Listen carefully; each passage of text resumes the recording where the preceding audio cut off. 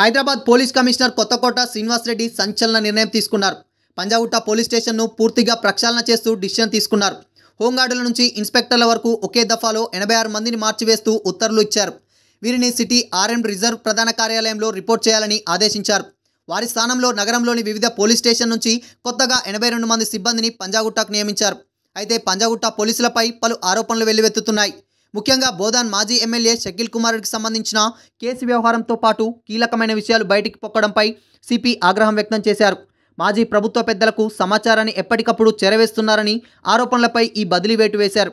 కాగా ఓ స్టేషన్ పరిధిలోని సిబ్బంది అందరినీ మార్చివేయడం ఇదే తొలిసారి. నగరం నడిబొడ్డున ఉన్న Panjagutta police station city law and order విషయంలో అత్యంత కీలకమైన స్టేషన్.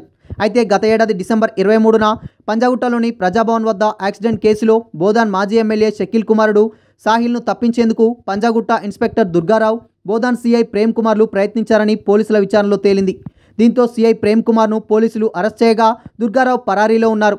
గతంలో ఈ స్టేషన్ దేశంలోనే బెస్ట్ ఆఫ్ 3లో ఒకటిగా నిలిచి అరుదైన గుర్తింపును సాధించిన చరిత్ర కలిగిన పంజాగుట్ట పోలీస్ స్టేషన్లో ఇటీవల కాలంలో డిపార్ట్మెంట్కే తలవంపులు తెచ్చే విధంగా ఆరోపణలు వెల్లువెత్తుండడంతో స్టేషన్ మొత్తాన్ని ప్రక్షాళన దిశగా సిపి నిర్ణయం తీసుకోవడం సంచలనంగా మారింది.